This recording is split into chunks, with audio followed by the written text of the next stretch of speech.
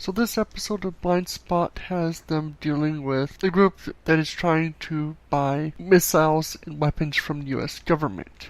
A corrupt DEA agent? I'm not sure. It's part of that whole thing, I believe, that was stopped a few years ago where the FBI and whatnot was selling weapons to drug cartels in an attempt to find out where they were and who had the weapons and whatnot. Of course, it didn't work because it was stupid, but this guy's been apparently using it to sell weapons to the cartels. There's one in particular that's been doing massive nasty attacks in the United States. So they have to find out who's doing it. All the leads point towards this one girl, but it quickly becomes apparent that she's just a lackey. That she's just someone that they set up to take the fall for it, which got ruined when they show up at just in time for the cartels to try to kill her, and they're able to stop them. Unfortunately, she gets killed later on in a similar situation where she goes to confront the guy that's behind the selling of the arms, and both things go south.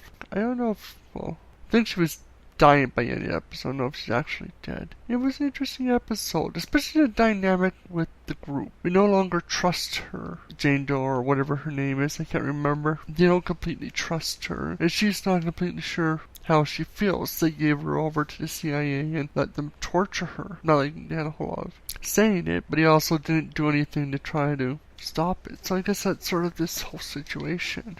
The team doesn't trust her, and kind of, quite frankly, I'm not sure where her feelings lie right now. Her loyalty is kind of up in the air because on one hand you get the family, on the other side, on the other hand, they're doing some pretty bad shit. But at the same time, they're also covering a lot of bad things the government's doing. So I don't know, kind of a situation where I don't really know who's right, who's wrong, who I'm more rooting for in this situation. So what do you guys think? Do you like what's going on here? Oh, you also got that subplot about the coach who I believe was sexually abusing children, and one of the agents who's been affected by it, and appears to have blocked out what happened, and is only just now finding out that he was actually involved. So we've got this whole side story.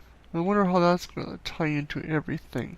And of course, the one analyst seems to be falling for a guy. I hope her next thing goes better than the last. So I think, isn't he also the one that may be sexually abused? So in which case, that's not going to end well either. Because I can see him going after the coach. We'll have to see where this goes, but yeah, it's an interesting thing. I love this series. It's the whole mystery behind Shaw. Even though we know a lot more, there's still so many things we don't know. I hope they can keep the show interesting. The tattoos are interesting. There's just so much I like about this series, and the dynamics changed, but it keeps the show alive and up. So tell me what you guys think of this series and your thoughts on it.